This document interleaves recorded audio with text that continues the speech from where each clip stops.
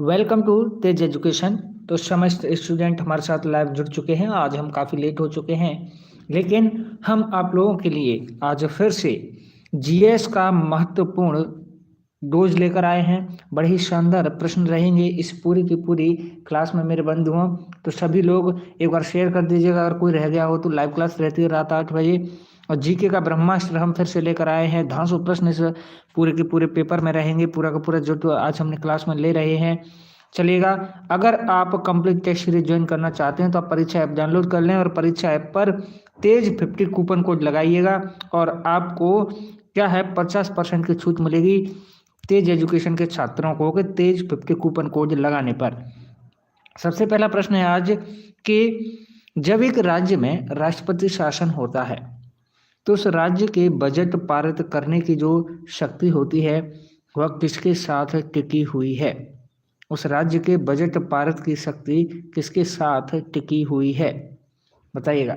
जब किसी भी राज्य में राष्ट्रपति शासन होता है तब की बात हो रही है ये। ओके, तो हमेशा याद रखिएगा कि जब एक राज्य में राष्ट्रपति शासन होता है तब उस राज्य के बजट पारित की जो शक्ति है वह लोकसभा के साथ टिकी हुई है। किसके साथ? लोकसभा के साथ टिकी हुई है। अगला प्रश्न है कि थालघाट मार्ग मुंबई और किसके बीच है। थालघाट मार्ग मुंबई और किसके बीच स्थित है। वेरी वेरी मोस्ट इंपॉर्टेंट प्रश्न है कि थालघाट मार्ग और किस किस के बीच है। हमेशा याद रखिएगा कि जो थालघाट मार्ग है मेरे बंधु, जो थालघाट मार्ग है यह स्थित है किस किस के बीच। तो इसका सही जवाब है कि थालघाट मार्ग जो है मुंबई और पुणे के बीच स्थित है। अगला प्रश्न है किस नदी पर साइक्लोपियन बांध बनाया गया है, बताइएगा। वेरी वेरी मोस्ट इंपॉर्टेंट प्रश्न है कि किस नदी पर जो है साइक्लोपियन बांध बनाया गया है। बहुत अच्छा प्रश्न है, हमेशा याद रखिएगा। बहुत बढ़िया, जल्दी से बताएं किन किन को इसका आंसर पता है, उसका नाम लिया जाएगा। बताइए, प्रश्न क्रमांक 3 का आंसर बताइए। ए नर्मदा, कुछ लोग बी बता रहे हैं। बहुत बढ़िया, सीमा पाटिल, लेखिन, सीमा ढाकर, निशा लोधी, पुष्पक, देवेंद्र, ताप्ती ताप्ती, नर्मदा, चंबल। बहुत बढ़िया। बेरू बैरागी बैरागी, बेरू बैरागी बैरागी सबसे पहले स्टूडेंट जिनका सही जवाब है ओके क्या है, बेतवा। साइक्लोपियन बांध बनाया गया है कहाँ पर, बेतवा नदी पर। केवल एक स्टूडेंट का नाम था बेरू बेरू। ओके, और प्रीतम लाल। प्रश्न है कौन से प्रसिद्ध शासक का मकबरा जो है नई दिल्ली में भोजला की पहाड़ी पर है। कौन सा प्रसिद्ध शासक का मकबरा है जो कि नई दिल्ली में भोजला की पहाड़ी पर स्थित है। वेरी वेरी मोस्ट इंपॉर्टेंट प्रश्न है, आप हमेशा याद रखिएगा। हमेशा याद रखिएगा कि प्रसिद्ध शासक का मकबरा जो कि नई दिल्ली में भोजला की पहाड़ी पर स्थित है। यह प्रसिद्ध शासक हैं मेरे बंधु। कौन? तो यह प्रसिद्ध शासक हैं, बिल्कुल बहुत बढ़िया। इसका सही जवाब बता रहे हैं विकल्प ए, लेकिन कुछ लोग बता रहे हैं विकल्प बी कि बहादुर शाह जफर, तो कुछ बता रजिया सुल्तान। तो इसका सही जवाब है रजिया सुल्तान। क्या है? रजिया सुल्तान का मकबरा जो है नई दिल्ली में भोजला पहाड़ी पर स्थित है। किस पर? भोजला पहाड़ी पर स्थित है रजिया सुल्तान का मकबरा। आगे बढ़ते हैं, अगला प्रश्न है। अगला प्रश्न है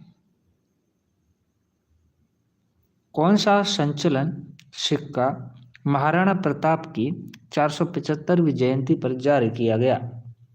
कौन सा सिक्का है, कौन सा सिक्का है जो कि महाराणा प्रताप की 475वीं जयंती पर जारी किया गया। राजकुमार धाकर, नीलम औंधा राजपूत, अमर सोनी, शेखर मेहरा, पिंटू सिंह, अमर सोनी, बहुत ही शानदार, प्रतिभा शिंदे, रजनी कुशवाहा, धीरज लोधी, रीना कैथोलिया, रेणु कैथोलिया, बहुत बढ़िया, राकेश बैरागी, बहुत ही शानदार। हमेशा याद रखिएगा कि ऐसा सिक्का महाराणा प्रताप की 475वीं जयंती पर जो जारी किया गया और सिक्का है 10 रुपए का। ओके, 10 रुपए का सिक्का जो है जारी किया गया। अगला प्रश्न है कि अनुच्छेद 352 के अंतर्गत किसकी सलाह पर भारत के राष्ट्रपति आपातकाल घोषित करते हैं। अनुच्छेद 352 के अंतर्गत किसकी सलाह पर भारत के राष्ट्रपति आपातकाल घोषित करते हैं? वेरी वेरी मोस्ट इम्पोर्टेंट, बिल्कुल बहुत बढ़िया पायल गुप्ता जी। अमर सोनी, निशा लोधी, सपना नागर और जुखराम सोलंकी, राहुल भार्गव, प्रिया बुंदेला, पुष्पक राजपूत, बहुत ही पूजा कुशवाहा, बहुत ही शानदार। तो याद रखिएगा आज ही हमने पूरे संविधान, आप देख ही रहे हैं कि टॉपिक वाइज हम 4 बजे से संविधान भी कराते हैं। तो बंधु अनुच्छेद 352 के अंतर्गत भारत के राष्ट्रपति आपातकाल की जो घोषणा है वह कैबिनेट की सलाह पर करते हैं। इसकी कैबिनेट की सलाह पर भारत के राष्ट्रपति आपातकाल की घोषणा आर्टिकल 352 के अंतर्गत करते हैं। प्रश्न है कि मंदिरों के बटेश्वर समूह कहाँ पर स्थित हैं? मंदिरों के बटेश्वर समूह कहाँ पर स्थित हैं? वेरी वेरी मोस्ट इंपॉर्टेंट प्रश्न यह तैयार हो जाता है, तो आप हमेशा याद रखिएगा। बहुत बढ़िया सचिन गेमिंग, आपके सही निकलते हैं। आप तो रेगुलर स्टूडेंट हैं, तो आपके तो नाम लेने की जरूरत ही नहीं है, आप तो दिल में बसते हैं। कहाँ? दिल में। आगे बढ़ते हैं।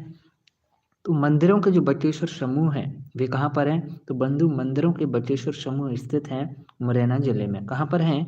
मुरैना जिले में मंदिरों के बटेश्वर समूह स्थित हैं। विकल्प बी इसका सही जवाब होगा, बिल्कुल। और कक्कन मठ मंदिर कहाँ पर है?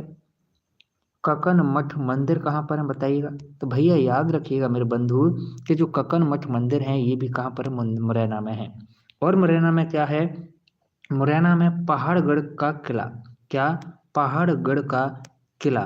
पहाड़गढ़ किला भी जो है मुरैना जिले में स्थित है। इसके अलावा मुरैना जो है सरसों के लिए प्रसिद्ध है, सरसों उत्पादन के लिए। सरसों का उत्पादन अधिक होता है मुरैना जिले में। और मुरैना का नाम मुरैना इसके कारण मोर के कारण पड़ा, ओके, मोर का निवास स्थान, ओके, मुरैना का नाम मोर के नाम पर पड़ा था। अगला प्रश्न है, इंदिरा गांधी अंतर्राष्ट्रीय हवाई अड्डा किस शहर में है? बताइए। सिहोनिया मुरैना में है, बिल्कुल। क्या है? सिहोनिया। सिहोनिया मुरैना में, ओके। नहीं, सबसे कम वर्षा मुरैना में नहीं होती है प्रिया बुंदेला जी। सबसे कम वर्षा 55 सेंटीमीटर जो है भिंड में होती है। कहाँ पर? भिंड में होती है। याद रखिएगा कि इंदिरा गांधी अंतर्राष्ट्रीय हवाई अड्डा जो है यह दिल्ली में स्थित है। कहाँ पर है? यह दिल्ली में स्थित है इंदिरा गांधी अंतर्राष्ट्रीय हवाई अड्डा। अगला प्रश्न है आपकी स्क्रीन पर कि नाट्य शास्त्र किसके द्वारा लिखा गया? बताइएगा। नाट्य शास्त्र किसके द्वारा लिखा गया? जिस तरह से अभी पूछा जा रहा है नाट्य शास्त्र के बारे में, इसके अलावा अन्य काफ़ी प्रश्न पूछ लिए जाते हैं आपकी परीक्षा में, जैसे कि हम कई दफ़ा बता भी चुके हैं आपको। मैं बहुत ज़्यादा बताता हूँ क्योंकि बहुत ज़्यादा पूछा जाता है ये प्रश्न। विंग्स ऑफ फायर किसने? एपीजे अब्दुल कलाम ने लिखी। पंचतंत्र किसने? तो पंचतंत्र हमारे भाई साहब विष्णु शर्मा ने लिखी थी। ओके। कालिदास ने कौन कौन सी किताबें लिखी? महात्मा गांधी ने कौन कौन सी किताबें लिखी? जवाहरलाल नेहरू ने कौन कौन सी किताबें लिखी? ओके, ये बहुत ज़्यादा पूछे जाते हैं मेरे बंधु। ओके, आगे बढ़ते हैं। तो याद रखिएगा नाट्य शास्त्र किसके द्वारा लिखा गया? तो बंधु मेरे नाट्य शास्त्र लिखा गया था, बहुत बढ़िया, भरत मुनि के द्वारा। किसके द्वारा? भारत मुनि के द्वारा जो है नाट्य शास्त्र लिखा गया था। विकल्प बी इसका सही जवाब है। आगे बढ़ते हैं अगले प्रश्न की ओर। अगला प्रश्न है, बांध जो भोपाल में स्थित है, ऐसा बांध जो भोपाल में स्थित है और जो कलियासोत नदी का पानी नियंत्रित करने में सहायक है, जो कलियासोत नदी का पानी नियंत्रित करने में भी सहायक है, बताइएगा। वेरी वेरी मोस्ट इंपॉर्टेंट प्रश्न है बंधु। थैंक यू लवकुश गुर्जर जी की कतई जहर। भाई क्लास बड़ी शानदार रहेगी, प्रश्न पूरे के पूरे शानदार रहेंगे। Okay, very very most important प्रश्न है। बिल्कुल सही बात है भाई, बिल्कुल सही बात है। Wings of fire doctor APJ Abdul Kalam की है, बिल्कुल बात सही बात है। My experiments with truth Mahatma Gandhi ji के, विष्णु मीना, बिल्कुल सही बात है। ओके, आगे बढ़ जाएं, चलिएगा आगे बढ़ जाएं। तो देखिएगा, ऐसा बांध जो भोपाल में स्थित है और कलियासोत नदी का पानी नियंत्रित करने में सहायक होता है, वह बांध है मेरे बंधु कौन सा? भदभदा बांध। कौन सा है? भदभदा बांध है, जो कि कलियासोत नदी का पानी नियंत्रित करने में सहायक होता है। कहाँ पर है? कलियासोत नदी का पानी नियंत्रित करने के लिए भदभदा बांध। भदभदा बांध कहाँ पर है? भोपाल में। अगला प्रश्न है कि दिल्ली से चलने वाली चेतक एक्सप्रेस का गंतव्य स्टेशन कौन सा है? दिल्ली से चलने वाली चेतक एक्सप्रेस का गंतव्य स्टेशन कहाँ पर है? कहाँ तक ये चलती है, बताइए। वेरी वेरी मोस्ट सिंपल, बिल्कुल देखिएगा। अंतिम याद बता रहे हैं कि कालिदास की रचनाएं कौन कौन सी? अभिज्ञान शातुलम और रघुवंशम। बिल्कुल, बहुत बढ़िया, बहुत सही बात है, बहुत सही बात है। बस ऐसे ही आप लोग आंसर कमेंट करते हुए रहें, ऐसे ही आप लोग आंसर कमेंट करते हुए रहें। जो जो फैक्ट आपको जीके के बारे में कुछ भी याद आए आप लोग कमेंट करें, ओके, आप लोग कमेंट करें। बिल्कुल, बहुत बढ़िया। देखिए इन्होंने कितना प्यारा आंसर बताया, प्रिया बुंदेलानी, मैं उन्हें पिन कर रहा हूँ, उनका मैसेज सबको दिखेगा। बहुत बढ़िया फैक्ट है, इसी तरह से मैं सबको करूँगा। चलिए आगे बढ़ें। तो बंधु, दिल्ली से चलने वाली चेतक एक्सप्रेस का जो गंतव्य स्टेशन है वह है उदयपुर। कौन सा है? उदयपुर। अगला प्रश्न है, निम्न राज्यों में से कौन सा भारत में कॉफी का सबसे बड़ा उत्पादक है? कौन सा राज्य है जो कि कॉफी का सबसे बड़ा उत्पादक राज्य है मेरे बंधु? वेरी वेरी मोस्ट इंपॉर्टेंट प्रश्न। तो हमेशा याद रखिएगा, हमेशा याद रखिएगा कि कॉफी का, बिल्कुल, मेघदूत भी किसकी? कालिदास की रचना है। बिल्कुल सही बात है, बिल्कुल सही बात है। बहुत बढ़िया सीमा, आपने बहुत बढ़िया जो है एक प्रश्न बताया। ओके, आर्क ब्रिज भोपाल में, बिल्कुल आर्क ब्रिज भोपाल में बनाया गया। ये तो करंट में भी मैं आपको करा चुका हूँ हिमांशु गौतम, 2 दिन जो मैंने करंट की क्लास ली थी ना उसमें। ओके, और विशेष जोर देकर मैंने इसे कहा था। तो भाई कॉफी का सबसे बड़ा उत्पादक कौन है? इसका सही जवाब है हमारे कर्नाटक भाई साहब हैं, जो कि कॉफी के सबसे बड़े उत्पादक हैं। अगला प्रश्न है, शांति स्वरूप भटनागर पुरस्कार जो है यह कौन से संगठन के द्वारा दिया जाता है? शांति स्वरूप भटनागर पुरस्कार कौन से, शांति स्वरूप भटनागर पुरस्कार कौन से संगठन के द्वारा दिया जाता है? बताइए, कौन से संगठन के द्वारा दिया जाता है? वेरी वेरी मोस्ट इंपॉर्टेंट प्रश्न है। चलिए आगे बढ़ जाएं, आगे बढ़ जाएं, चलेगा बंधु। अगला प्रश्न है, तो इसका सही जवाब क्या होगा कि शांति स्वरूप भटनागर पुरस्कार जो है यह वैज्ञानिक एवं औद्योगिकी अनुसंधान परिषद के द्वारा दिया जाता है। ओके, विकल्प सी इसका सही जवाब है। आगे बढ़ते हैं। अगला प्रश्न है, किसके महाभियोग के लिए संविधान में कोई प्रावधान ही नहीं है? किसके महाभियोग के लिए संविधान में कोई प्रावधान नहीं है? तो हमेशा याद रखिएगा, हमेशा याद रखिएगा कि संविधान में कोई भी प्रावधान नहीं है किसके महाभियोग के लिए। तो मेरे बंधु, किसके महाभियोग के लिए? तो राज्यपाल, किसके? राज्यपाल के महाभियोग के लिए जो है कोई भी प्रावधान हमारे संविधान में नहीं है। प्रश्न है, किन नदियों के संगम के द्वारा मंदार झरने का गठन होता है? बताइएगा, वेरी वेरी मोस्ट इंपॉर्टेंट प्रश्न है। किन नदियों के संगम के द्वारा, किन नदियों के संगम के द्वारा मंदार झरने का गठन होता है या मंदार झरने का निर्माण होता है? वेरी वेरी मोस्ट इंपॉर्टेंट प्रश्न। तो हमेशा याद रखिएगा कि ऐसी नदी जिनके संगम पर मंदार झरने का निर्माण होता है वे नदियां हैं कौन सी बंधु? तो नर्मदा और ताप्ती, अरे नहीं, नर्मदा और तवा। कौन सी? नर्मदा और तवा नदियां हैं जिनके संगम स्थल पर क्या है? मंदार झरने का गठन होता है। किसका? मंदार झरने का गठन होता है मेरे बंधु, नर्मदा और तवा नदी के संगम पर। आगे बढ़ता हूं मैं। अगला प्रश्न है कि चंबल, सिंध, बेतवा, कैन, चंबल, सिंध, बेतवा, कैन ये नदियां उत्तर की ओर बहती हैं। किधर? उत्तर दिशा की ओर बहती हैं। और यह किस नदी से जाकर जो है मिल जाती हैं? और यह किस नदी से जाकर जो है मिल जाती हैं? जल्दी से बताइए। वेरी वेरी मोस्ट इंपॉर्टेंट प्रश्न है, तो हमेशा याद रखिएगा। बहुत बढ़िया, तो हमेशा याद रखिएगा इसका सही जवाब है कि चंबल, सिंध, कैन, बेतवा नदियां किधर बहती हैं? उत्तर की ओर। ये किस में मिल जाती हैं? तो यमुना में। किसमें? यमुना नदी में जाकर के क्या है ये मिल जाती हैं। आगे बढ़ते हैं। अगला प्रश्न है कि अगुआडा सेंट्रल जेल जो एक पर्यटक आकर्षण के रूप में तब्दील किया जाना है, यह भारत के किस राज्य में स्थित है? यह भारत के किस राज्य में स्थित है? वेरी वेरी मोस्ट इंपॉर्टेंट प्रश्न है, तो हमेशा याद रखिएगा, हमेशा याद रखिएगा कि यह भारत के किस राज्य में? तो मेरे बंधु, मेरे सखा, यह भारत के किस राज्य में है? तो बंधु यह भारत के गोवा में स्थित है। कहाँ पर? भारत के गोवा में स्थित है। अगला प्रश्न है, निम्नलिखित में से, चलिए एक करंट का प्रश्न है। प्रश्न है कि राज्यसभा के अध्यक्ष के बारे में कौन सा कथन यहाँ पर सही है। सबसे पहला विकल्प है कि जो राज्यसभा के अध्यक्ष हैं वे राज्यसभा के सदस्यों के द्वारा निर्वाचित होते हैं, या फिर राज्यसभा के जो अध्यक्ष हैं वह राष्ट्रपति द्वारा नामांकित होते हैं। बताइएगा बताइएगा। या फिर सदन के दोनों सदनों के सदस्यों द्वारा निर्वाचित होते हैं, या संयुक्त रूप से राज्य विधानमंडल और संसद द्वारा निर्वाचित होते हैं। तो इसका सही जवाब होगा क्या? इसका सही जवाब क्या होगा मेरे बंधु? तो इसका सही जवाब होगा कि राज्यसभा के जो अध्यक्ष होते हैं ना, राज्यसभा के जो अध्यक्ष होते हैं उनको संसद के दोनों सदनों के सदस्यों के द्वारा निर्वाचित किया जाता है। विकल्प सी इसका सही जवाब है। अगला प्रश्न है, भारत का सबसे ऊंचा विजय स्तंभ कौन सा है?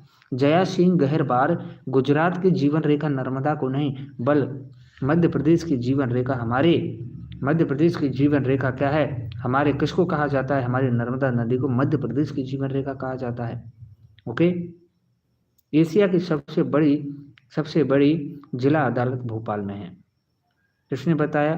तरुण कश्यप जी ने। ओके। एशिया में तैरती हुई रंगमंच का ग्वालियर में स्थित है, पुष्पक राजपूत बता रहे हैं। याद रखिएगा मेरे बंधु। बहुत बढ़िया। आगे बढ़ें तो भारत का सबसे ऊंचा विजय स्तंभ कौन सा है? याद रखिएगा, भारत का सबसे ऊंचा विजय स्तंभ है फतेह बुर्ज। कौन सा है? फतेह बुर्ज जो है भारत का सबसे ऊंचा विजय स्तंभ है। विकल्प बी इसका सही जवाब है। आगे बढ़ते हैं अगले प्रश्न की ओर। अगला प्रश्न है, यह व्यक्ति प्रतिष्ठित नोबेल पुरस्कार का पहला भारतीय प्राप्तकर्ता था। कौन सा व्यक्ति है जो कि प्रतिष्ठित नोबेल पुरस्कार का पहला भारतीय प्राप्तकर्ता था? वेरी वेरी मोस्ट इंपॉर्टेंट प्रश्न है। जी हाँ, वेरी वेरी मोस्ट इंपॉर्टेंट प्रश्न है, तो हमेशा याद रखिएगा। वह व्यक्ति जो कि प्रतिष्ठित नोबेल पुरस्कार का पहला भारतीय प्राप्तकर्ता था। Thank you Sachin gaming ji, 500 live हो गए, थैंक यू। तो जो पहला प्राप्तकर्ता था नोबेल पुरस्कार का भारतीय व्यक्ति, ओके, तो वो कौन है? तो वे हैं रविंद्रनाथ ठाकुर। रविंद्रनाथ ठाकुर जो है ऐसे पहले भारतीय हैं जिन्हें क्या है नोबेल पुरस्कार मिला। अगला प्रश्न है कि राष्ट्रीय चिकित्सक दिवस किसके जन्म दिवस पर मनाया जाता है? राष्ट्रीय चिकित्सक दिवस किसके जन्म दिवस पर मनाया जाता है? वेरी वेरी मोस्ट इंपॉर्टेंट प्रश्न है, तो हमेशा याद रखिएगा कि राष्ट्रीय चिकित्सक दिवस जो है यह मनाया जाता है मेरे बंधु किसके जन्म दिवस पर? बहुत बढ़िया, बहुत बढ़िया। देखिए, गुलनार खान, राम सेवक राठौर, पायल बैरागी, संजय बंसल, बहुत ही बढ़िया। आगे बढ़ जाएं तो बंधु राष्ट्रीय चिकित्सक दिवस जो है यह हर वर्ष मनाया जाता है किसके? अच्छा, बहुत बढ़िया, बिल्कुल बिल्कुल बिल्कुल। बहुत बढ़िया। हाँ, तो इसका सही जवाब है डॉक्टर बिधान चंद्र राय। ओके, डॉक्टर बिधान चंद्र राय के जन्म दिवस पर यह मनाया जाता है ना। थोड़े बहुत लोगों का आंसर सही निकला। ओके, आगे बढ़ते हैं। प्रश्न है, निम्नलिखित में से कौन सा भारत का पहला परमाणु रिएक्टर है? भारत के पहले परमाणु रिएक्टर के लिए कौन संदर्भित है? बताइएगा। रोहिणी, अप्सरा, उर्वशी या कामिनी? बताइए, भारत का पहला परमाणु रिएक्टर कौन सा है? बताइएगा, जल्दी से बताएं। तो हमेशा याद रखिएगा, हमेशा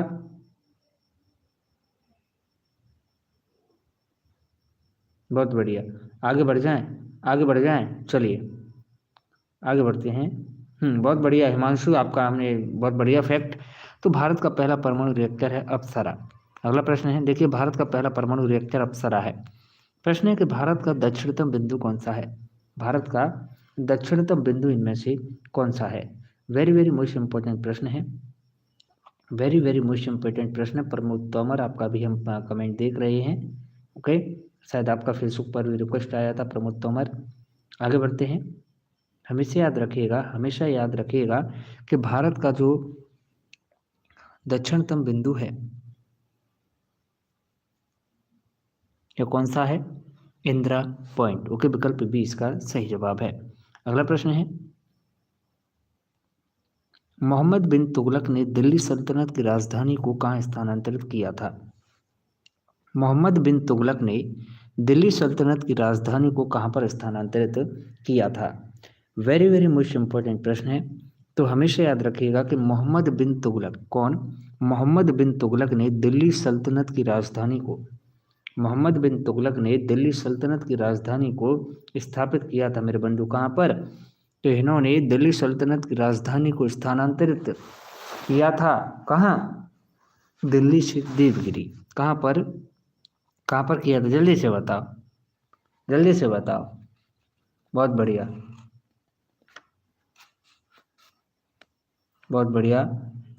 दौलताबाद। कहाँ पर? दौलताबाद। ओके, विकल्प सी इसका सही जवाब है। आगे बढ़ते हैं, अगला प्रश्न है, भारत का IRDA भारत में उद्योग को नियंत्रित और विकसित करता है। IRDA भारत में कौन से उद्योग को नियंत्रित और विकसित करता है? बताइएगा, हमेशा याद रखिएगा। IRDA जो है यह भारत में बीमा उद्योग को बीमा उद्योग को नियंत्रित और विकसित करता है। प्रश्न है कि भारत के एकमात्र राष्ट्रपति जिनका कार्यकाल में 2 अवधि में था। भारत के एकमात्र राष्ट्रपति जिनका कार्यकाल 2 अवधियों में था, बताइएगा। ऐसे राष्ट्रपति जिनका कार्यकाल 2 अवधि में था। वेरी वेरी मोस्ट इंपॉर्टेंट प्रश्न है। बहुत बढ़िया,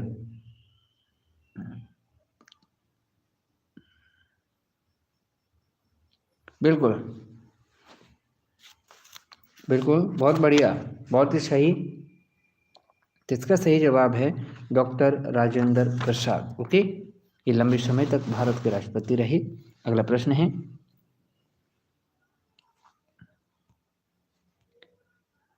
महेश दास के रूप में जन्मे यह व्यक्ति अकबर के दरबार के नवरत्नों में से एक थे। महेश दास के रूप में जन्मे कौन से व्यक्ति हैं जो कि अकबर के दरबार में शामिल रहे थे? अकबर के दरबार के जो नवरत्न थे उनमें शामिल रहे थे, और उनका नाम क्या है? महेश दास के रूप में उन्हें जाना जाता है। महेश दास के रूप में जो जन्मे और उन्हें किस रूप में जाना जाता है? तो याद रखिएगा, याद रखिएगा, बीरबल। कौन है? बीरबल, जो कि महेश दास के रूप में जन्मे थे। ये कौन है? अकबर के दरबार के नवरत्नों में से एक थे। अगला प्रश्न है, बिल्कुल सही, सभी का सही जवाब है। आगे बढ़ते हैं, प्रश्न है, निम्नलिखित शहरों में से मध्य प्रदेश का वह कौन सा शहर है जहाँ पर भारत के 12 ज्योतिर्लिंगों में से एक ज्योतिर्लिंग है? बताइएगा, मध्य प्रदेश का वह कौन सा शहर है जहाँ पर भारत के 12 ज्योतिर्लिंग, जहाँ पर भारत के 12 ज्योतिर्लिंगों में से एक ज्योतिर्लिंग है मेरे बंधु? जल्दी से बताओ। तो हमेशा याद रखिएगा, मध्य प्रदेश का ऐसा शहर जहाँ पर भारत के 12 ज्योतिर्लिंगों में से एक ज्योतिर्लिंग है। भारत के 12 ज्योतिर्लिंगों में से एक ज्योतिर्लिंग है, वो कौन सा है? तो वह है मेरे बंधु मध्य प्रदेश का Omkareshwar.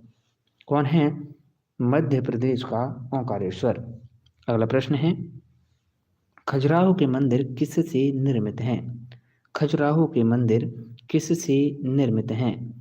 Very very most important प्रश्न है, जल्दी से बताइएगा, जल्दी से बताइएगा। वेरी वेरी मोस्ट इम्पोर्टेंट प्रश्न, तो हमेशा याद रखिएगा, खजुराहो के जो मंदिर है मेरे बंधुओं, यह किससे, यह संगमरमर से निर्मित हैं, या फिर ईंटों से निर्मित हैं, या फिर काली मिट्टी से, या बलुआ पत्थर से?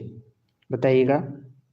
बिल्कुल, बहुत बढ़िया प्रतिभा शिंदे, आपने सही जवाब दिया, आपको ब्लू कर दिया है। आगे बढ़ें, बिल्कुल, बहुत बढ़िया, बहुत बढ़िया, आगे बढ़ जाएं, चलिएगा। तो हमेशा याद रखिएगा, खजुराहो के जो मंदिर हैं उनका निर्माण बलुआ पत्थर से किया गया। ये किससे? बलुआ पत्थर से निर्मित है मेरे बंधुओं। खजुराहो के मंदिर किससे? बलुआ पत्थर से। खजुराहो के मंदिरों का निर्माण किसने कराया? तो चंदेलों ने। किसने? चंदेल शासकों ने जो है खजुराहो के मंदिरों का निर्माण कराया। अगला प्रश्न है कि रेहंद बहुउद्देशीय परियोजना निम्न में शक्ति की आपूर्ति करेगी? बताइए, रेहंद बहुउद्देशीय परियोजना किसमें जो है शक्ति की आपूर्ति करेगी? रेहंद बहुउद्देशीय परियोजना किस में शक्ति की आपूर्ति करेगी? वेरी वेरी मोस्ट इम्पोर्टेंट प्रश्न है, बिल्कुल वेरी वेरी मोस्ट इम्पोर्टेंट प्रश्न है, तो हमेशा याद रखिएगा, हमेशा याद रखिएगा मेरे बंधु। इसका सही जवाब क्या होगा? बिल्कुल, बहुत बढ़िया, बहुत बढ़िया। चलिए आगे बढ़ जाएं। तो रिहंद बहुउद्देशीय परियोजना जो है यह मध्य प्रदेश के उत्तरी भाग में, किधर? मध्य प्रदेश के उत्तरी भाग में जो है शक्ति की आपूर्ति करेगी।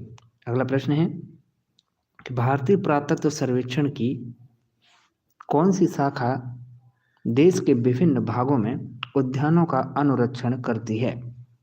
भारतीय पुरातत्व सर्वेक्षण की कौन सी शाखा है जो कि देश के विभिन्न भागों में उद्यानों का अनुरक्षण करती है?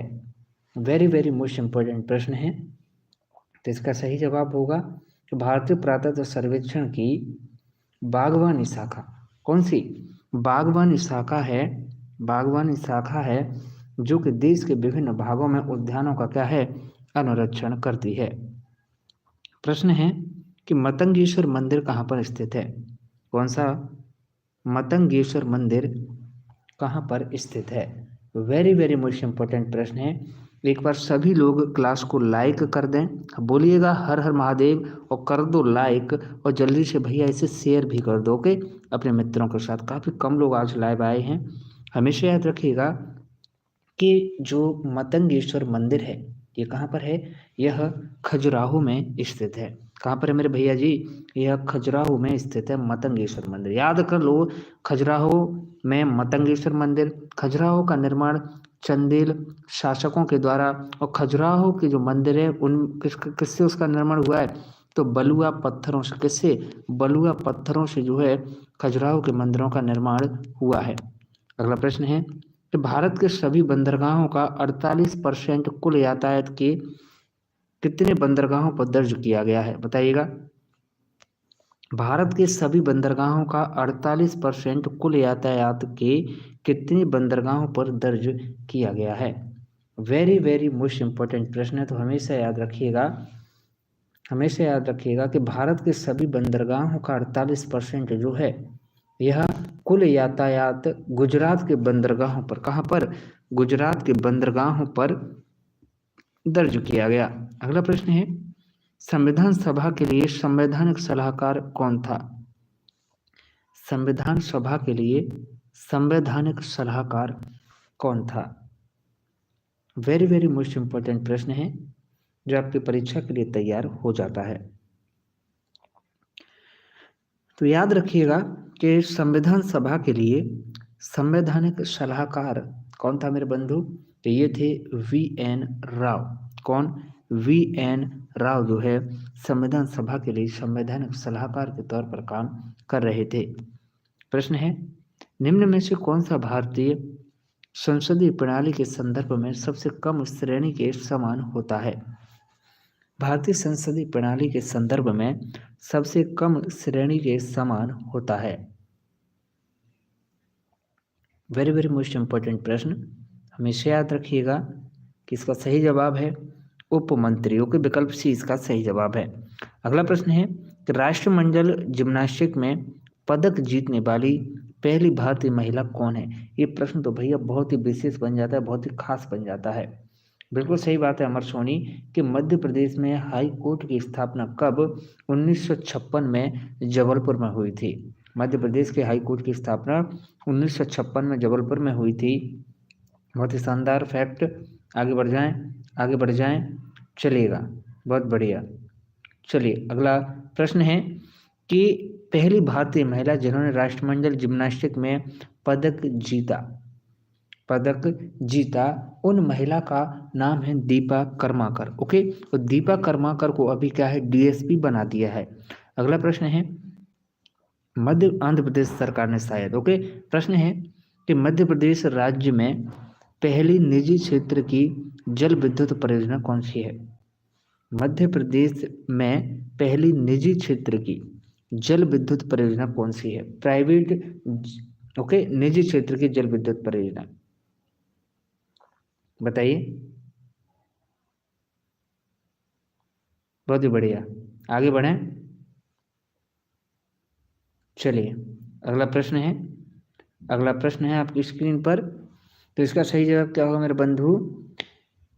महेश्वर जल विद्युत परियोजना प्राइवेट क्षेत्र की जल विद्युत परियोजना है। अगला प्रश्न है, भाई देखो आपके कमेंट पढ़ता हूँ तो आपके फिर प्रश्न लेट हो जाते हैं, आप कमेंट रहने दें। ओके, आंसर जो आप फैक्ट कर रहे हैं कमेंट वो आप करते रहें, आप लोग आपस में पढ़ते रहें। ओके, हम आपके फैक्ट बार बार पिन करना, बार बार स्क्रीन पर शो करना मुश्किल होता है। ओके, देखिए भारतीय राष्ट्रीय कांग्रेस के किस अधिवेशन में पूर्ण स्वराज घोषित करने पर फैसला लिया गया था? किस पर पूर्ण स्वराज घोषित करने पर फैसला भारतीय राष्ट्रीय कांग्रेस के कौन से अधिवेशन में लिया गया? बताइएगा, कौन से अधिवेशन में भारतीय राष्ट्रीय कांग्रेस के अधिवेशन को पूर्ण स्वराज घोषित करने का फैसला लिया गया? तो इसका सही जवाब है कि पूर्ण स्वराज घोषित करने का फैसला जो है लाहौर अधिवेशन में लिया गया। कौन से में? लाहौर अधिवेशन में लिया गया था मेरे बंधुओं। अगला प्रश्न है, तो अगला प्रश्न है कि राष्ट्रमंडल खेलों का आयोजन दिल्ली में कब हुआ था? राष्ट्रमंडल खेलों का आयोजन दिल्ली में कब हुआ? बहुत अच्छा प्रश्न, तो हमें याद रखिएगा कि राष्ट्रमंडल खेलों का आयोजन हमारी दिल्ली में किया गया मेरे बंधु। कब? बहुत ही बढ़िया, बिल्कुल सही जवाब। तो राष्ट्रमंडल खेलों का आयोजन हमारी दिल्ली में किया गया वर्ष 2010 में। कब? वर्ष 2010 में आयोजन किया गया। आगे बढ़ते हैं अगले प्रश्न की ओर। अगला प्रश्न है, चलिए देखो कितना प्यारा प्रश्न है कि 2015 में क्रिकेट के लिए अर्जुन पुरस्कार किसे दिया गया? 2015 में क्रिकेट के लिए अमेजन पुरस्कार किसे दिया गया? सॉरी, अर्जुन पुरस्कार किसे दिया गया? बहुत अच्छा प्रश्न है, तो हमेशा याद रखिएगा कि 2015 में क्रिकेट के लिए जो अर्जुन पुरस्कार है यह रोहित शर्मा को दिया गया। किसको? रोहित शर्मा को यह पुरस्कार दिया गया। अगला प्रश्न है कि पहले शासक और महाराष्ट्र के संस्थापक के रूप में कौन जाने जाते हैं? पहले शासक और महाराष्ट्र के संस्थापक के रूप में कौन जाने जाते हैं? बहुत बढ़िया, बहुत ही शानदार प्रश्न है। तो पहले शासक और महाराष्ट्र के संस्थापक के रूप में कौन जाने जाते हैं? बहुत ही प्यारा प्रश्न, तो हमें याद रखिएगा कि महाराष्ट्र के संस्थापक और पहले शासक किसके? महाराष्ट्र के जाने जाते हैं सातवाहन वंश। कौन? सातवाहन वंश जाना जाता है। ओके, महाराष्ट्र के संस्थापक और शासक के रूप में। अगला प्रश्न है कि MICR क्या है? MICR, ओके, MICR का पूर्ण रूप क्या है?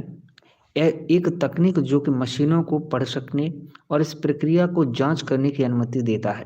बताइएगा MICR क्या है? तो हमेशा याद रखिएगा, हमेशा याद रखिएगा MICR।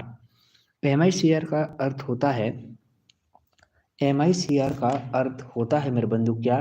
तो MICR का अर्थ होता है मैग्नेटिक इंक कैरेक्टर रिकॉग्निशन। क्या होता है? मैग्नेटिक इंक कैरेक्टर रिकॉग्निशन जो है MICR का फुल फॉर्म होता है। ओके, विकल्प सी इसका सही जवाब है।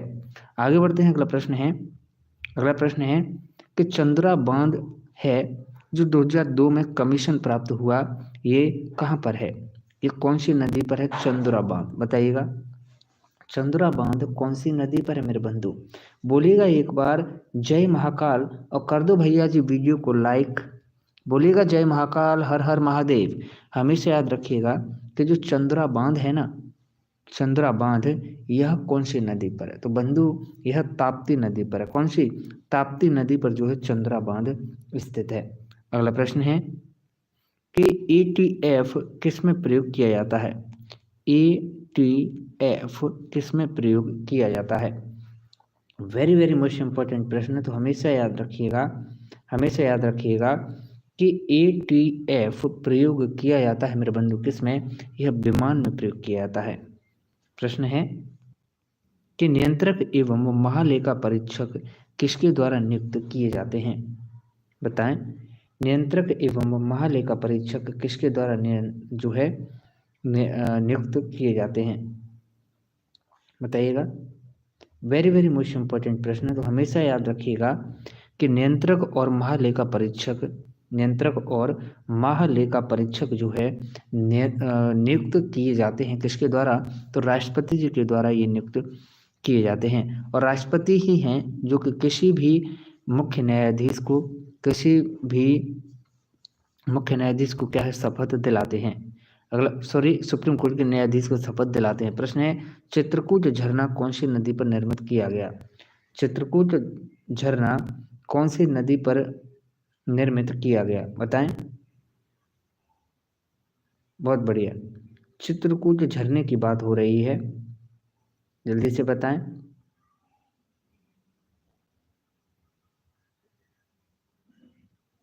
बहुत बढ़िया, आगे बढ़ें। तो चित्रकूट झरना जो है ये कहाँ पर निर्मित किया गया? तो यह इंद्रावती नदी के द्वारा निर्मित किया जाता है चित्रकूट झरना, जो कि इंद्रावती नदी कहाँ, छत्तीसगढ़ की नदी है। अगला प्रश्न है, नई दिल्ली भारत की राजधानी कब बना था? नई दिल्ली भारत की राजधानी कब बना था? वेरी वेरी मोस्ट इम्पोर्टेंट प्रश्न है। जैसे कि भोपाल भारत की राजधानी कब बना? भोपाल भारत की राजधानी कब बना? मैं बता देता हूँ कि भोपाल जिला बना था 1972 में। अब आप बताइएगा कि भोपाल राजधानी कब बना था और नई दिल्ली भारत की राजधानी कब बना था, दोनों आपको ही बताना है। तो मेरे भैया, नई दिल्ली भारत की राजधानी जो है 13 फरवरी 1931 को, कब बताइएगा, 13 फरवरी 1931 को बनाया गया था। ओके, कब? 13 फरवरी 1931 को वायसराय लॉर्ड इरविन के द्वारा नई दिल्ली को भारत की राजधानी घोषित किया गया था। ओके, सभी का गलत आ रहा है।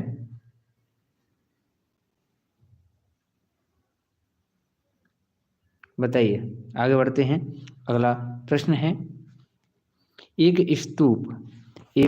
स्तूप कौन सा है, बताइए। इनमें से कौन सा एक स्तूप है मेरे बंधु, जल्दी से बताएं। इनमें से कौन सा एक स्तूप है? वेरी वेरी मोस्ट इम्पोर्टेंट प्रश्न है। 1956 में राजधानी बना भोपाल और 1972 में जिला बना। बहुत बढ़िया, याद रखिएगा।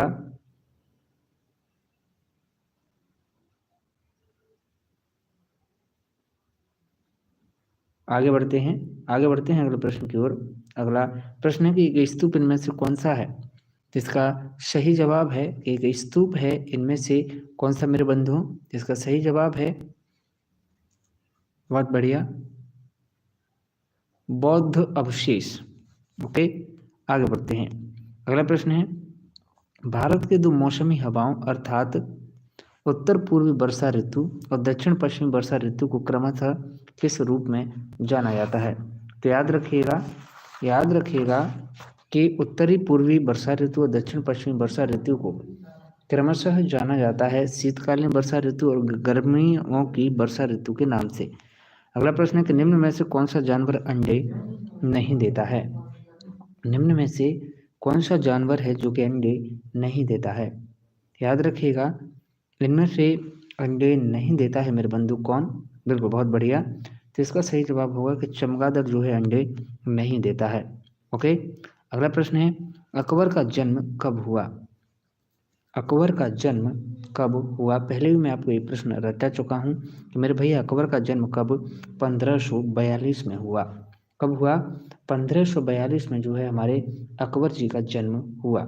लेकिन प्रश्न तो ये भी बन जाएगा कि अकबर की मृत्यु कब हुई? तो जन्म उनका 1542 में हुआ और मृत्यु उनकी 1605 में हुई। कब? 1542 और 1605। आगे बढ़ते हैं। अगला प्रश्न है कि जनजातीय लोक और पारंपरिक कलाओं में उत्कृष्टता के लिए मध्य प्रदेश सरकार के द्वारा महिलाओं को कौन सा पुरस्कार दिया जाता है? महिलाओं को कौन सा पुरस्कार दिया जाता है? वेरी वेरी मोस्ट इम्पोर्टेंट प्रश्न, तो हमेशा याद रखिएगा। इसका सही जवाब है देवी अहिल्याबाई पुरस्कार। कौन सा? देवी अहिल्याबाई पुरस्कार जो है दिया जाता है। अगला प्रश्न है, विजयनगर राज्य की स्थापना किसने की थी? क्या है? विजयनगर राज्य की स्थापना किसने की थी? वेरी वेरी मोस्ट इम्पोर्टेंट प्रश्न है, वेरी वेरी मोस्ट इम्पोर्टेंट प्रश्न है। तो हमेशा याद रखिएगा कि विजयनगर राज्य की स्थापना की बात अगर आती है मेरे बंधुओं, तो विजयनगर राज्य की स्थापना किसकी? विजयनगर राज्य की स्थापना की हरिहर और बुक्का ने। किसने? हरिहर और बुक्का ने विजयनगर राज्य की स्थापना की। अगला प्रश्न है, तेलुगु देशम पार्टी के संस्थापक और आंध्र प्रदेश के 10वें मुख्यमंत्री कौन है? बताइए कौन है? वेरी वेरी मोस्ट इंपॉर्टेंट प्रश्न है, तो हमेशा याद रखिएगा, हमेशा याद रखिएगा।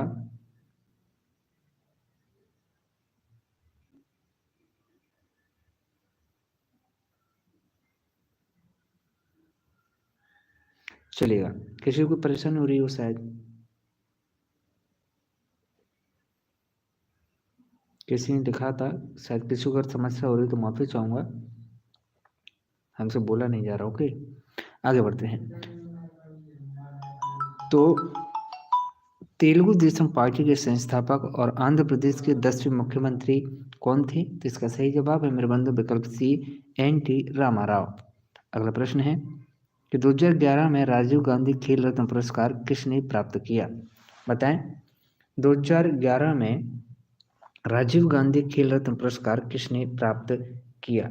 वेरी वेरी मोस्ट इंपॉर्टेंट प्रश्न है, तो हमेशा याद रखिएगा, हमेशा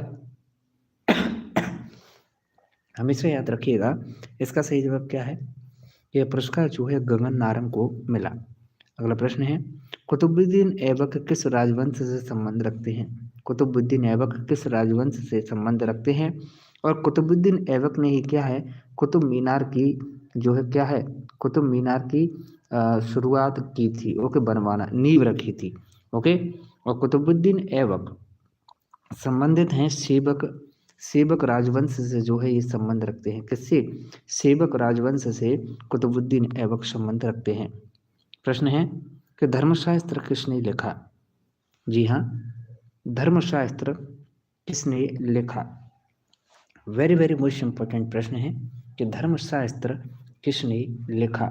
हमेशा याद रखिएगा कि धर्मशास्त्र के लेखक हैं पांडुरंग बामन। कौन है? पांडुरंग बामन जो है धर्मशास्त्र के लेखक हैं।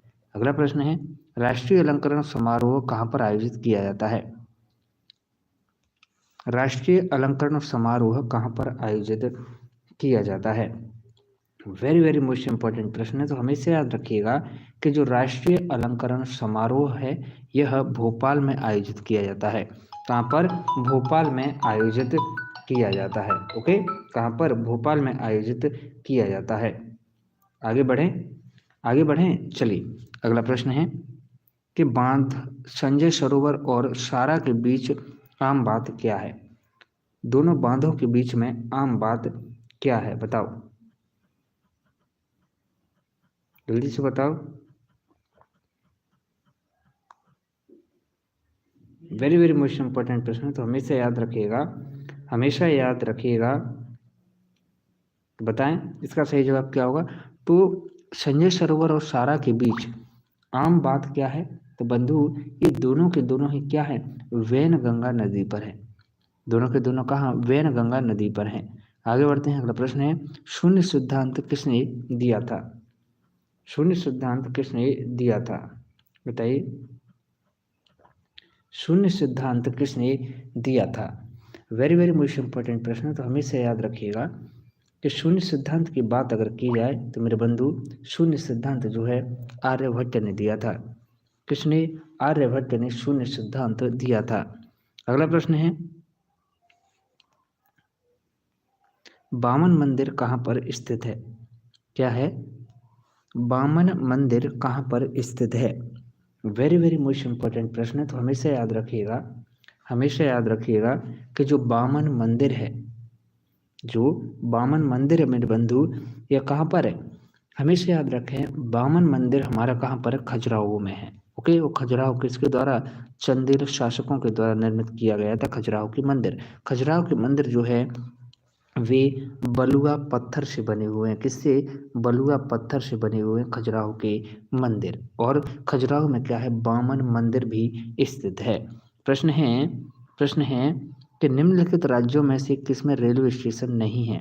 इसे आप छोड़ सकते हैं। ओके, क्योंकि अब तो भैया बन गया है। ओके, सिक्किम में भी। अगला प्रश्न है, एशिया की सबसे बड़ी मस्जिद ताज उल मस्जिद कहाँ पर है? एशिया की सबसे बड़ी मस्जिद ताज उल मस्जिद कहाँ पर है?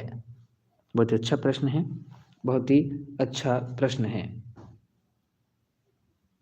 बताइएगा। वेरी वेरी मोस्ट इंपॉर्टेंट प्रश्न, तो हमेशा याद रखिएगा हमेशा याद रखिएगा मेरे बंधुओं, एशिया की सबसे बड़ी मस्जिद ताज उल मस्जिद है और यह कहाँ पर है?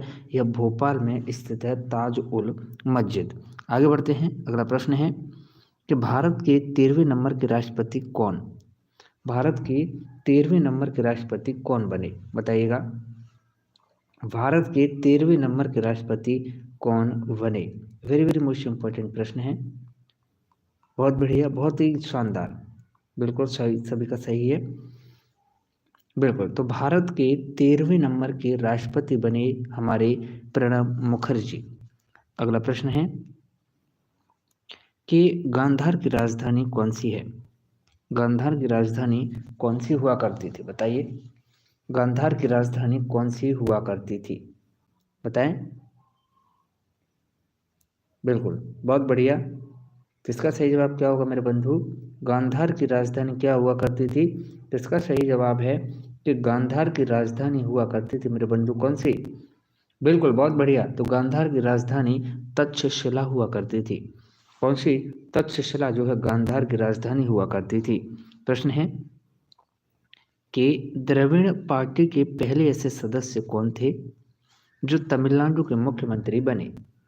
द्रविड़ पार्टी के ऐसे कौन से पहले सदस्य थे जो तमिलनाडु के मुख्यमंत्री बने? तो इसका सही जवाब है द्रविड़ पार्टी के C.N. अन्नादुरै। कौन? C.N. अन्नादुरै ऐसे पहले व्यक्ति हैं, ऐसे पहले व्यक्ति हैं जो कि तमिलनाडु के CM बने थे। अगला प्रश्न है कि ज़्यादातर विंडोज अनुप्रयोग में अंडू आदेश दबाने से, अंडू आदेश क्या दबाने से सक्रिय होता है? अंडू आदेश क्या दबाने से जो है सक्रिय होता है? वेरी वेरी मोस्ट इंपॉर्टेंट है। तो हमेशा याद रखिएगा, हमेशा याद रखिएगा कि ज़्यादातर विंडोज अनुप्रयोगों में अंडू आदेश किस तरह से प्रयोग जो है सक्रिय होता है?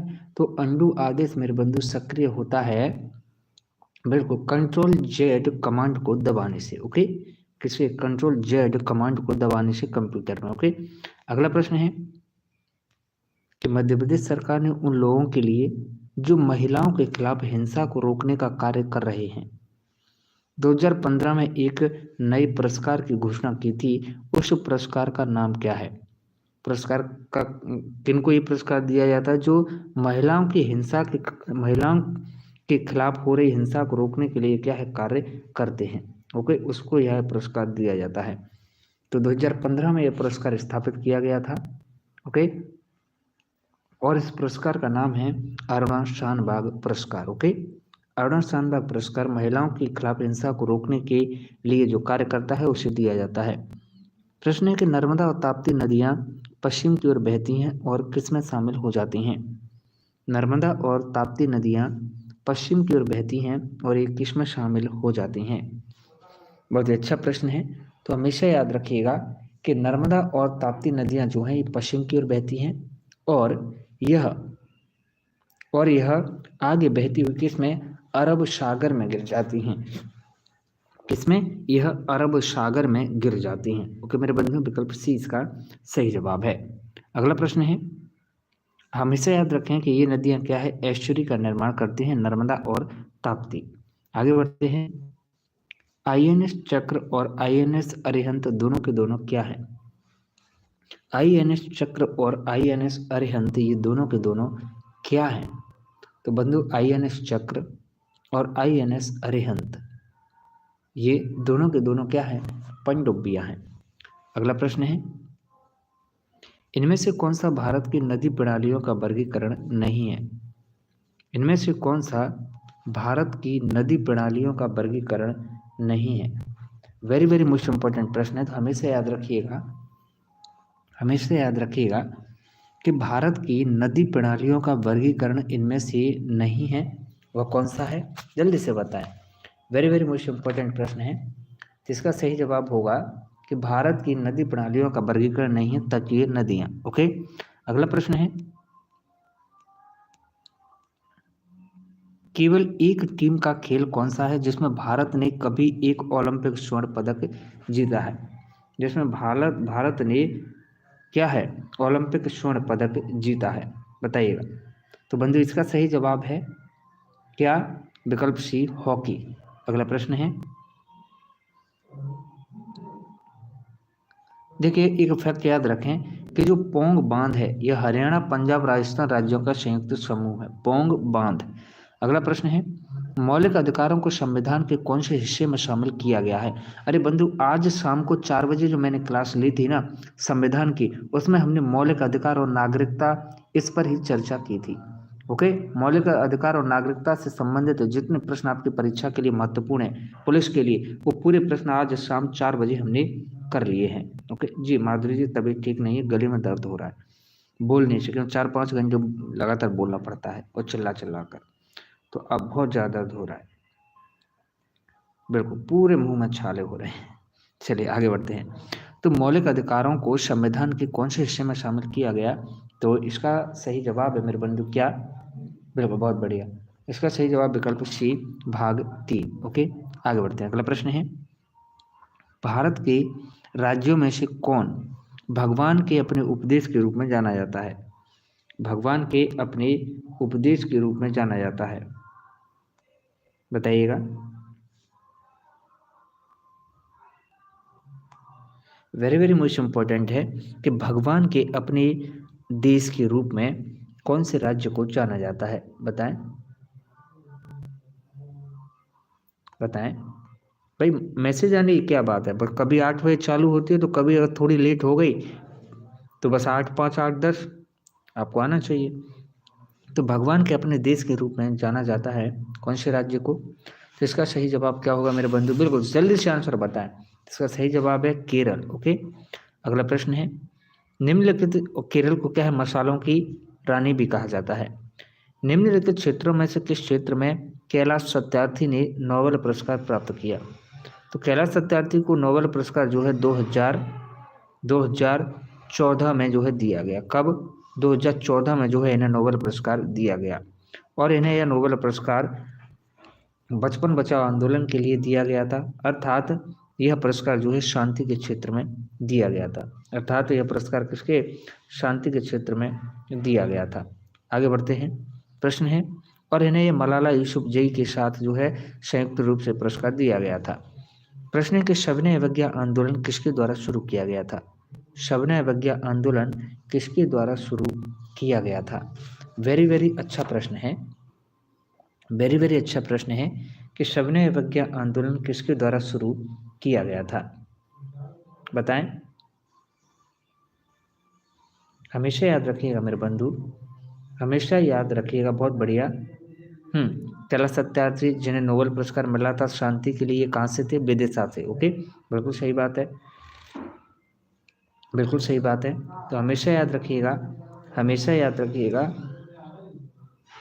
हाँ, तो सविनय अवज्ञा आंदोलन जो है ये महात्मा गांधी जी के द्वारा शुरू किया गया था। बिल्कुल सही बात है, हर किसी का सही है तो किसी का गलत निकला ही नहीं है। प्रश्न है, भारत का राष्ट्रीय फल कौन सा है? सभी को पता है कि भारत का राष्ट्रीय फल कौन सा है? आम है। कौन सा है? आम भारत का राष्ट्रीय फल है। अगला प्रश्न है, अगला प्रश्न है कि महासागर का पृथ्वी की सतह पर लगभग कितना आवरण है? महासागर का पृथ्वी की सतह पर लगभग कितना आवरण है? बताइए, महासागर का पृथ्वी की सतह पर लगभग कितना आवरण है? वेरी वेरी मोस्ट इम्पोर्टेंट प्रश्न, तो हमेशा याद रखिएगा, हमेशा याद रखिएगा कि महासागर का पृथ्वी की सतह पर लगभग जो आवरण है यह कितना है? 70% है। कितना है? 70% है मेरे बंधु। अगला प्रश्न है कि भारत के राष्ट्रपति के द्वारा नामित लोकसभा में एंग्लो भारतीयों की अधिकतम संख्या कितनी है? भारत के राष्ट्रपति के द्वारा नामित लोकसभा में एंग्लो भारतीयों की अधिकतम संख्या कितनी है? बताइए, एंग्लो भारतीयों की अधिकतम संख्या कितनी है? वेरी वेरी मोस्ट इम्पोर्टेंट प्रश्न, तो हमें याद रखिएगा, भारत के राष्ट्रपति के द्वारा नामित लोकसभा में एंग्लो भारतीयों की संख्या की अगर बात की जाए तो यह है 2। अगला प्रश्न है, भारतीय राष्ट्रीय कांग्रेस के प्रथम मुसलमान अध्यक्ष कौन थे? भारतीय राष्ट्रीय कांग्रेस के पहले मुसलमान अध्यक्ष कौन थे? तो हमेशा याद रखिएगा तो भारतीय राष्ट्रीय कांग्रेस के पहले मुसलमान अध्यक्ष थे बदरुद्दीन तैयब जी। कौन? बदरुद्दीन तैयब जी भारतीय राष्ट्रीय कांग्रेस के पहले मुसलमान अध्यक्ष थे। अगला प्रश्न है कि सूचना प्रौद्योगिकी को बढ़ावा देने के लिए मध्य प्रदेश एजेंसी के रूप में किसे जाना जाता है? सूचना प्रौद्योगिकी को बढ़ावा देने के लिए मध्य प्रदेश एजेंसी के रूप में किसे जाना जाता है? वेरी वेरी मोस्ट इंपॉर्टेंट प्रश्न, तो हमेशा याद रखिएगा, हमेशा याद रखिएगा। बहुत बढ़िया, बहुत बढ़िया। तो इसका सही जवाब क्या है? इस सूचना प्रौद्योगिकी को बढ़ावा देने के लिए मध्य प्रदेश की एजेंसी के रूप में जाना जाता है मैप आईटी को। किसको? मैप आईटी को जाना जाता है। अगला प्रश्न है कि भारत रत्न से सम्मानित पहली महिला कौन है? भारत रत्न से सम्मानित पहली महिला कौन है? वेरी वेरी मोस्ट इंपॉर्टेंट प्रश्न, तो हमेशा याद रखिएगा, हमेशा याद रखिएगा कि भारत रत्न से सम्मानित क्या है? भारत रत्न से सम्मानित, बिल्कुल, बहुत बढ़िया, बहुत बढ़िया। तो हमेशा याद रखिएगा कि भारत रत्न से सम्मानित पहली महिला, ओके, कौन है? तो इसका सही जवाब है कि भारत रत्न से सम्मानित पहली महिला है इंदिरा गांधी। आगे बढ़ते हैं। अगला प्रश्न है कि भारतीय समूह के अध्यक्ष कौन थे? ये छोड़िएगा, करंट का प्रश्न है। अगला प्रश्न है कि इनमें से कौन सा भारत की केंद्र सरकार के सार्वजनिक ऋण का एक वर्ग नहीं है? भारत की केंद्र सरकार के सार्वजनिक ऋण का एक वर्ग इनमें से कौन सा नहीं है? वेरी वेरी मोस्ट इंपॉर्टेंट प्रश्न है, तो हमेशा याद रखिएगा। प्रश्न क्रमांक 7 का सही जवाब है विकल्प डी, बुरा ऋण। अगला प्रश्न है किनका लोकसभा के अध्यक्ष के रूप में सबसे लंबा कार्यकाल रहा? किनका है लोकसभा के अध्यक्ष के रूप में सबसे लंबा कार्यकाल रहा? बताएं, जल्दी से आंसर कमेंट करें। तो हमेशा याद रखिएगा, हमेशा याद रखिएगा कि लोकसभा के अध्यक्ष के रूप में सबसे लंबा कार्यकाल, लोकसभा के अध्यक्ष के रूप में सबसे लंबा कार्यकाल हमारे बलराम जाखड़ जी का रहा। किसका? बलराम जाखड़ जी का सबसे लंबा कार्यकाल रहा। अगला प्रश्न है कि पंडित जसराम संगीत की कौन सी शैली में गाते हैं? पंडित जसराम संगीत की कौन सी शैली में गाते हैं? बताएं, पंडित जसराम संगीत की कौन सी शैली में गाते हैं? वेरी वेरी मोस्ट इंपॉर्टेंट प्रश्न है, तो हमेशा याद रखिएगा। बहुत बढ़िया। तो पंडित जसराम संगीत की कौन सी शैली में गाते हैं? बिल्कुल भाई बंधु, बिल्कुल। तो बंधु ये गाते हैं कौन सी शैली में? बिल्कुल, बहुत बढ़िया। तो इसका सही जवाब है कि वे हिंदुस्तानी शैली में गाते हैं। अगला प्रश्न है सेबी कब स्थापित किया गया? सेबी की स्थापना कब की गई? बताएं, सेबी कब स्थापित किया गया? सेबी की स्थापना कब की गई? वेरी वेरी मोस्ट इंपॉर्टेंट प्रश्न है कि सेबी की स्थापना कब की गई? जल्दी से बताएं भाई, जल्दी से आंसर कमेंट करें। तो हमेशा याद रखना, हमेशा याद रखना कि सेबी की स्थापना, बहुत बढ़िया, विकल्प ए जी बिल्कुल। तो याद रखिएगा कि सेबी की स्थापना की गई मेरे भैया जी कब? बिल्कुल बिल्कुल बिल्कुल मेरे बंधु।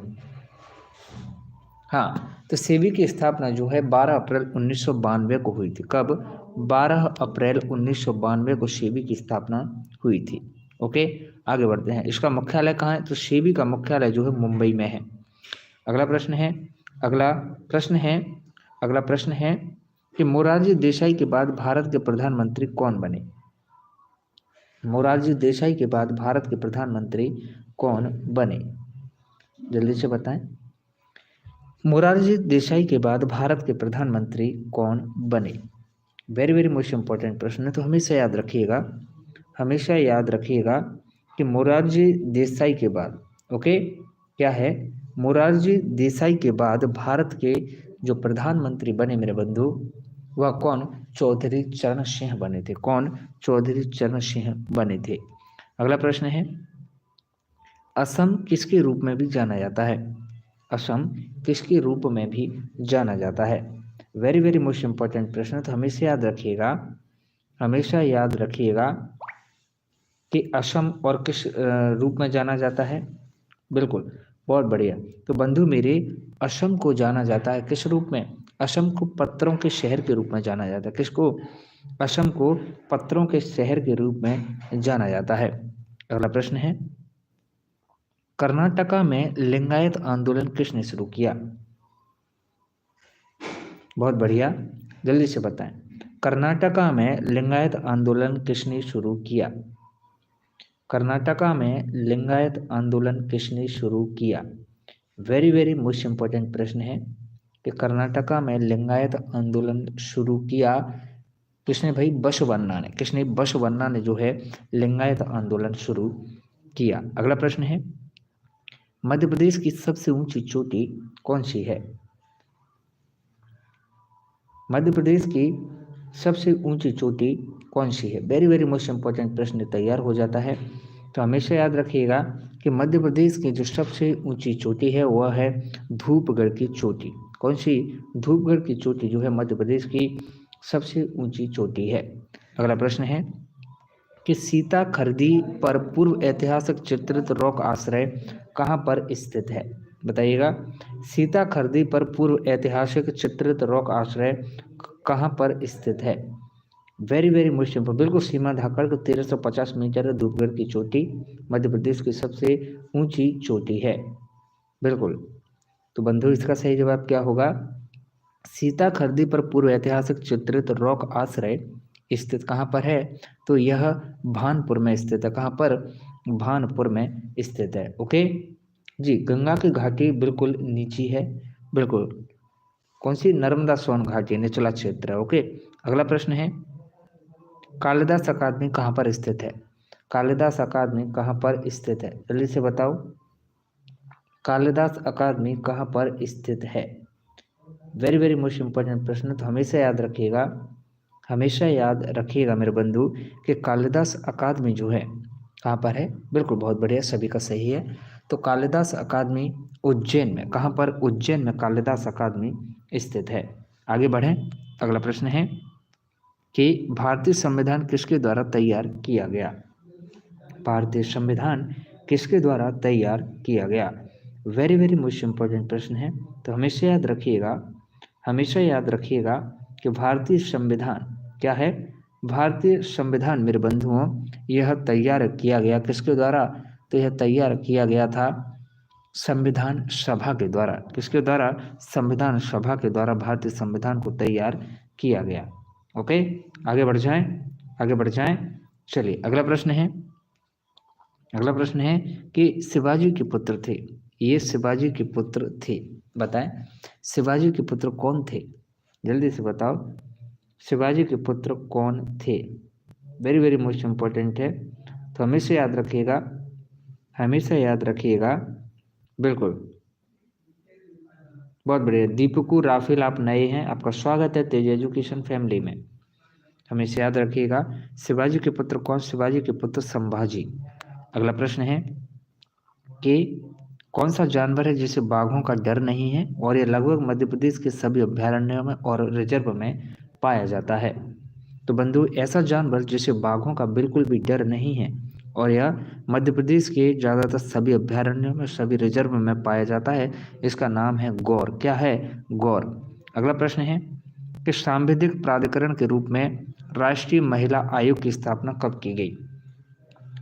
सांविधिक प्राधिकरण के रूप में, सांविधिक प्राधिकरण के रूप में राष्ट्रीय महिला आयोग की स्थापना कब की गई? वेरी वेरी मोस्ट इंपॉर्टेंट प्रश्न। तो हमेशा याद रखिएगा कि सांविधिक प्राधिकरण के रूप में राष्ट्रीय महिला आयोग, राष्ट्रीय महिला आयोग की स्थापना की गई थी मेरे बंधु। कब? 1992 में। कब? 1992 में इसकी स्थापना की गई। अगला प्रश्न है, वर्ष 2000 के बाद भारत के निम्न में से किस राज्य में एक बड़ा भूकंप आया? वर्ष 2000 के बाद कब भारत में एक बड़ा भूकंप आया? तो बंधु, बड़ा भूकंप कब आया? 2001 में आया था। कहाँ पर? गुजरात में। ओके, आगे बढ़ते हैं। प्रश्न है, निम्नलिखित नदियों में से किसका प्रवाह जो है हिमाचल के माध्यम से नहीं है? हिमाचल प्रदेश के माध्यम से कौन सी नदी का प्रवाह नहीं है? बताएं, कौन सी नदी का प्रवाह है जो कि हिमाचल प्रदेश के माध्यम से नहीं है? तो बंधु इसका सही जवाब क्या होगा? हर स्टूडेंट आंसर कमेंट करते हुए रहे। बिल्कुल, बहुत बढ़िया। आप भी नए स्टूडेंट हैं, क्या नाम है? Hriday Verma. Welcome to Tej education family, आपको ब्लू कर दिया है। आगे बढ़ते हैं। इसका सही जवाब क्या होगा? हिमाचल प्रदेश के माध्यम से नहीं है, ऐसी नदियों का प्रवाह। वे कौन है? नर्मदा। ओके, नर्मदा भाई किधर? मध्य प्रदेश और फिर गुजरात। ओके, और फिर कहाँ? अरब सागर की खाड़ी में गिर जाती है। कहाँ से? अमरकंटक से निकलती है नर्मदा और पश्चिम की ओर बहती हुई गिर जाती है। प्रश्न है, अखिल भारतीय कालिदास समारोह कहाँ पर आयोजित किया जाता है? अखिल भारतीय कालिदास समारोह कहाँ पर आयोजित किया जाता है? तो इसका सही जवाब क्या होगा कि अखिल भारतीय कालिदास समारोह जो है ये उज्जैन में आयोजित किया जाता है। ओके, और कालिदास सम्मान की अगर बात करूं, अच्छा आप विनीता पटेल नए हैं लेकिन फिर भी आप ब्लू हो पहले से। ओके, कालिदास सम्मान की शुरुआत कब की गई? तो कालिदास सम्मान की स्थापना भाई 1980 में की गई। अगला प्रश्न है, अशोक के शिलालेख कहाँ पर पाए जाते हैं? अशोक के शिलालेख कहाँ पर पाए जाते हैं? बताइए, अशोक के शिलालेख कहाँ पर पाए जाते हैं? अरे माधवी दुबे, ले लिया आपका नाम। बताएं, अशोक के शिलालेख कहाँ पर पाए जाते हैं? हमेशा याद रखिएगा, अशोक के शिलालेख जो हैं वे गुर्जरा दतिया में पाए जाते हैं। ओके, कहाँ पर? गुर्जरा दतिया में पाए जाते हैं अशोक के शिलालेख। विकल्प ए इसका सही जवाब है। प्रश्न है, निम्न में से कौन सा भारत की संगीत, नृत्य और नाटक राष्ट्रीय अकादमी है? कौन है भारत की संगीत, नृत्य और नाटक राष्ट्रीय अकादमी है भारत की? जिसका सही जवाब है भारत की संगीत, नृत्य और नाटक राष्ट्रीय अकादमी। इनमें से कौन है बंधु? बहुत बढ़िया,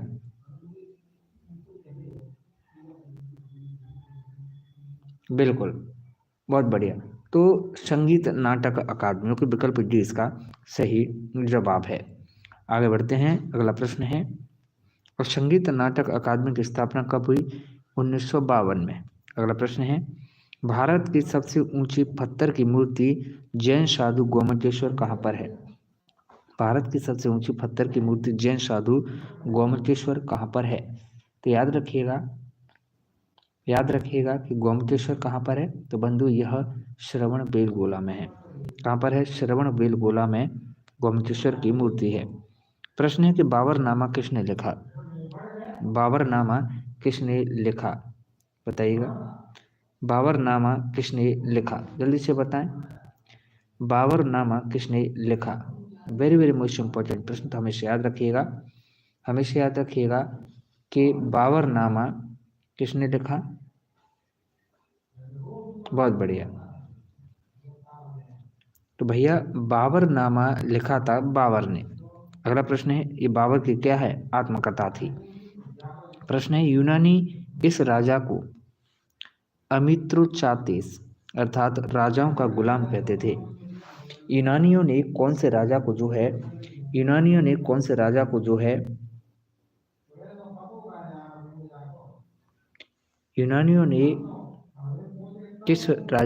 है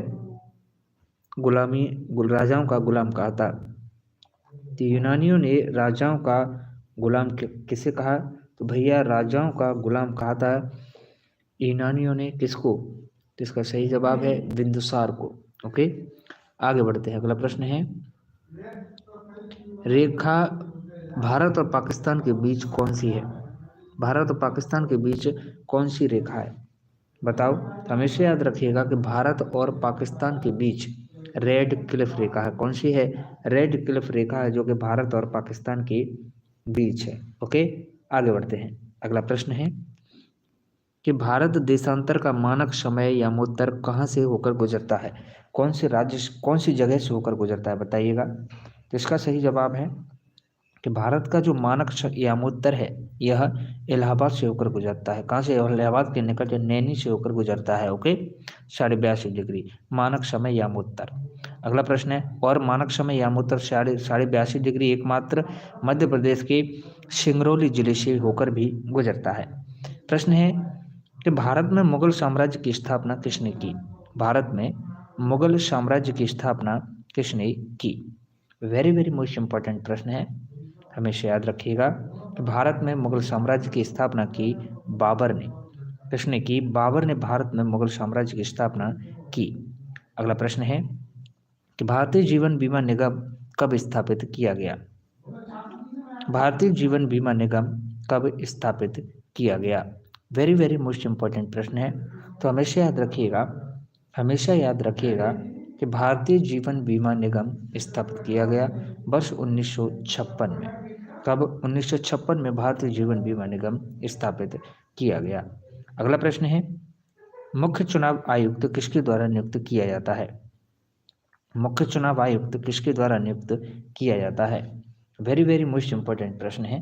तो हमेशा याद रखिएगा कि मुख्य चुनाव आयुक्त जो है यह नियुक्त किए जाते हैं राष्ट्रपति के द्वारा। किसके द्वारा? भारत के राष्ट्रपति के द्वारा मुख्य चुनाव आयुक्त नियुक्त किए जाते हैं। अगला प्रश्न है कि भारत के सभी राज्यों के लिए जरूरी क्या रहता है? भारत के सभी राज्यों के लिए जरूरी क्या रहता है? तो भाई इसका सही जवाब है कि भारत के सभी राज्यों के लिए जरूरी जो रहता है वह है क्या? विधानसभा। क्या है? विधानसभा भारत के सभी राज्यों के लिए जरूरी है। ओके, विधान परिषद हो या ना हो कोई मतलब नहीं है। अगला प्रश्न है, अलीराजपुर जिला निम्न में से किस जिले की 3 तहसीलों से बना था? अलीराजपुर जिला किस जिले की 3 तहसीलों से मिलाकर बनाया गया था? बताइए, अलीराजपुर जिला किस जिले की 3 तहसीलों से मिलकर बना था? वेरी वेरी मोस्ट इंपॉर्टेंट प्रश्न है। तो इसका सही जवाब है कि अलीराजपुर को झाबुआ से अलग करके बनाया गया था। अगला प्रश्न है कि पहला गवर्नर जिसने मध्य प्रदेश में राष्ट्रपति शासन लागू किया था? पहला गवर्नर जिसने मध्य प्रदेश में राष्ट्रपति शासन लागू किया था? वेरी वेरी मोस्ट इंपॉर्टेंट प्रश्न है। तो हमेशा याद रखिएगा कि पहला गवर्नर जिसने मध्य प्रदेश में राष्ट्रपति शासन लागू किया था वे हैं एस.एन. सिन्हा। कौन है? एस.एन. सिन्हा है मेरे बंधु। ओके, आगे बढ़ते हैं। एस.एन. सिन्हा। अगला प्रश्न है, कौन सा राष्ट्रीय उद्यान है जो कि ग्वालियर के महाराजा का शाही आरक्षित शिकार का क्षेत्र हुआ करता था? कौन सा राष्ट्रीय उद्यान है जो कि ग्वालियर के महाराजा का शाही आरक्षित शिकार का क्षेत्र हुआ करता था? बताएं। तो इसका सही जवाब है मेरे बंधु माधव राष्ट्रीय उद्यान। कौन सा? माधव राष्ट्रीय उद्यान जो है ग्वालियर के महाराजा का शाही आरक्षित शिकार क्षेत्र था। अगला प्रश्न है, अभिनेता दिवस किसके जन्म दिवस पर मनाया जाता है? अभिनेता दिवस किसके जन्म दिवस पर मनाया जाता है? सॉरी, अभियंता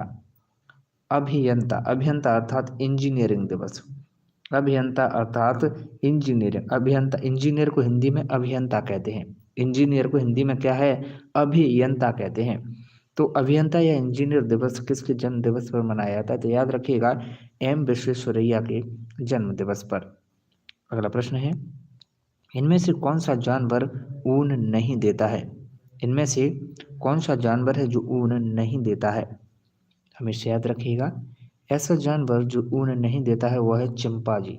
ओके, तो बंधुओं अगर आप देखिएगा एमपी पुलिस के लिए फुल टेस्ट सीरीज अगर आप ज्वाइन करना चाहते हैं, कैसी फुल टेस्ट सीरीज अगर आप ज्वाइन करना चाहते हैं तो आप परीक्षा ऐप डाउनलोड करें और परीक्षा ऐप पर आपको 50% की छूट मिल जाएगी। अगर आप तेज एजुकेशन के छात्र हैं, उनको कैसे पता चलेगा कि आप तेज एजुकेशन वाले हैं?